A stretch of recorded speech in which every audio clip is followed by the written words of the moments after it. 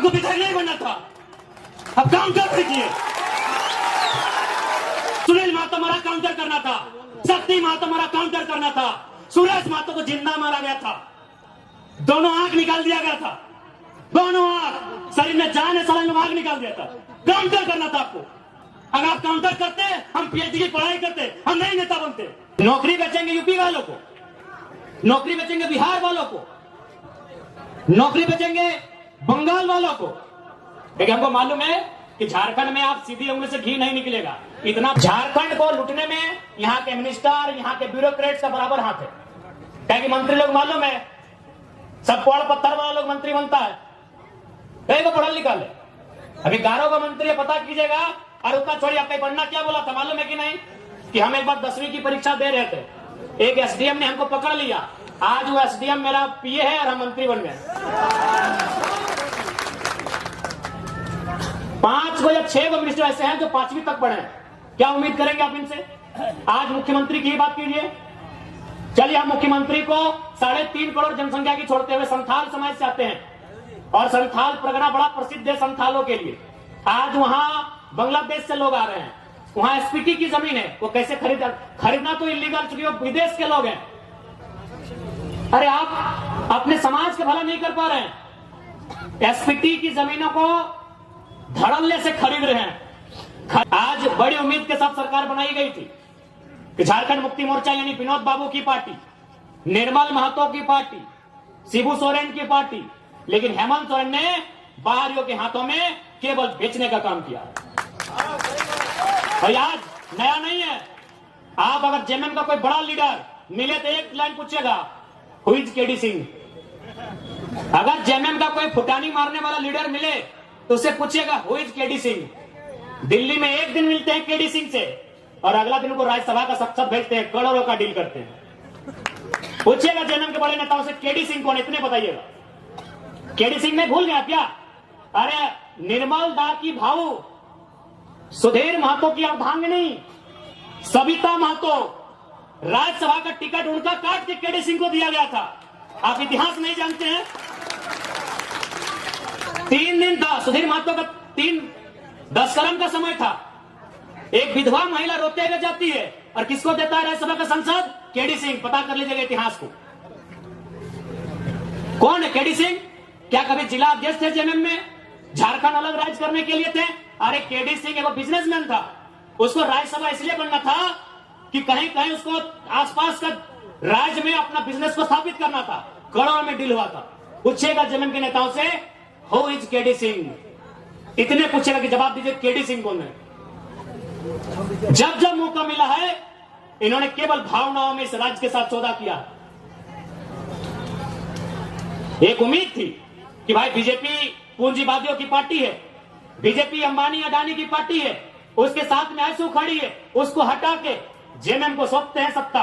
JMM Jharkhand की party है, JMM जल जमीन जंगल की पार्टी है। लेकिन नौकरी बेचेंगे यूपी वालों को, नौकरी बेचेंगे बिहार वालों को, नौकरी बेचेंगे बंगाल वालों को, नौकरी बेचेंगे राजस्थान वालों को, और हमको मिलेगा मैया सम्मान, अभी लाइन में 4 घंटा खड़ा करके। नहीं, मैया सम्मान ठीक है, हम भी मैया सम्मान का सम्मान करते हैं। आप कल्पना भाभी को मैया सम्मान का लाभ दीजिए, उनको विधायक से रिजाइन कराइए। आप लेंगे सत्ता की मलाई, हम लेंगे मैया सम्मान। इसलिए आज झारखंड क्यों बना है, ये आपको तय करना होगा। सबसे पहले आपको चिंतन मंथन करना होगा। नहीं तो आज देखिए ये बड़ी बड़ी इमारतें, आज डिमना डैम, चांडिल डैम,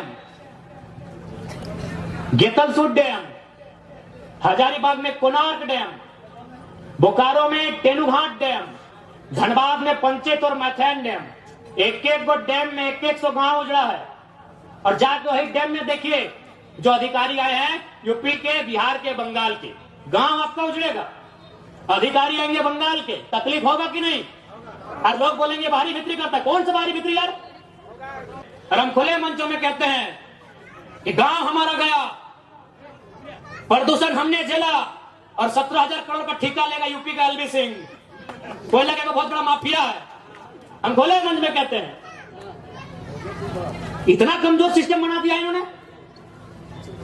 झारखंडी आदमी एगो 8,000 का नौकरी के लिए गुलामी करने जाता है। और असल में कहे ना तो झारखंड का आदमी लड़ाई नहीं कर रहा है, ना अधिकार मांग रहा है, हमको लगता है भीख मांग रहा है। और किससे?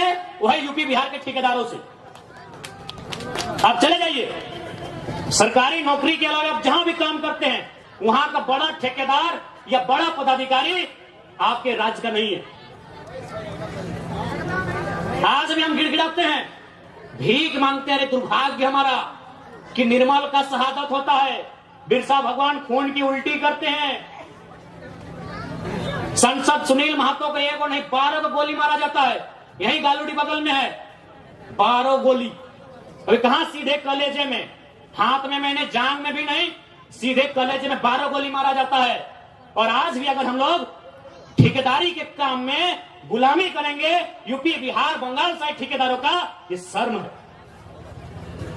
इसके लिए सरकार को सोचना चाहिए। अरे सरकार तो खुद बोली थी कि 25 करोड़ तक का टेंडर हम लोग कल को देंगे। इनके घोषणा पत्र में पढ़िए, था ना 25 करोड़ का टेंडर। एसटी एससी ओबीसी आरक्षण के साथ भी बोले थे कि झारखंड को ही देंगे प्लस आरक्षण के साथ देंगे। सही बात है। ठेकेदार में आज भी आदिवासी नहीं है। दिखाइए हमको आदिवासी ठेकेदारी में, आदिवासी राज्य में ठेकेदार में एक भी आदिवासी नहीं मिलेगा। इसलिए मुख्यमंत्री का भर्सन था कि एसटी एससी ओबीसी का आरक्षण के साथ हम 25 करोड़ की ठेकेदारी झारखंडियों को एकदम 100% सुनिश्चित करेंगे। क्योंकि आपको भी मालूम है नौकरी में पैसा नहीं है। कितना नौकरी झारखंड में? 5%, 2%, 3%, उससे भी ज्यादा, उससे ज्यादा नहीं होगा। जहां इनकम है तहां इन्होंने बेच दिया है। सुप्रियो भट्टाचार्य कौन है? पूछते हैं आपसे थोड़ा, क्या बोलते? सुप्रियो भट्टाचार्य जानी चीनी महासचिव बोटे, गोली खाए निर्मल महतो, 12 गोली छाती खाए सुनील महतो, और महासचिव सुप्रियो भट्टाचार्य। एक जेमे में झारखंड क्या बोटे भाई? सुप्रियो भट्टाचार्य क्या बोटे? क्या बोटे?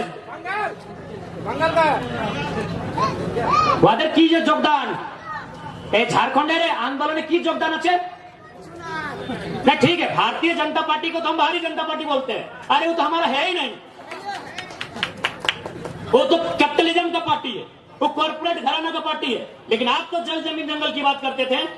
कौन है? सुप्रियो भट्टाचार्य। अच्छा चलिए ठीक है, ये पिंटू श्रीवास्तव कौन है? ये पिंटू श्रीवास्तव कौन है? मैंने इसी दिन के लिए निर्मल महतो गोली खाए थे ना कि खाली आप माला पहनाइए, झारखंडी को बोका बनाइए, सुप्रियो भट्टाचार्य को महासचिव और पिंटू श्रीवास्तव को पर्सनल एडवाइजरी, क्या बोलते हैं भाई? लेकिन हमको मालूम है कि झारखंड में आप सीधी उंगली से घी नहीं निकलेगा। इतना बड़ा बड़ा कॉर्पोरेट जो लाखों करोड़ों का टर्नओवर है, आप उससे सीधी उंगली से घी निकाल लीजिएगा। वहां आपको सुनील महतो बन के आना होगा और बोलना होगा कि अबरी जाएंगे ना तो 10 बार को मचोड़ देंगे। अबरी अगर जाएंगे ना तो 10 बार वो तुम्हारा भी नोच के लेके जाएंगे, राज कहेंगे। हो सके मेरी बातों को उनको बुरा लगेगा। जब निर्मल महतो का बॉडी उठा रहे थे, जब सुनील महतो की बॉडी उठा रहे थे, जो लोग आंसू बहा रहे थे, उनको आज हम कायर कहेंगे, माफ कीजिएगा। आपको आंसू नहीं बहाना चाहिए था, अपने आंसुओं को पी के एक सैलाब बनाना था। और सुनील दा की अर्थी बाद में उठती, उनकी चिता 2 महीने में जलाएं, स्वर्णरेखा नदी में या खरकई में जलाएं, हमें नहीं है मालूम। आप जहां भी उनकी चिता जलाएं, चिता बाद में जलाते हैं। पहले 2-4 को बेईमान, शैतान, माफिया, गुंडा उनको उठा के कोल्हान की मिट्टी से सदा सदा के लिए मुक्त कर देते। उसके बाद सुनील महतो की चिता जलाते। बिल्कुल आपने गलत किया है, जिन्होंने भी किया है। आज ये नहीं होता। आज एक 29 साल के लड़के को अपना एक शरीर में पार्ट से बीमारी लेके आपके बीच आने की जरूरत नहीं पड़ता।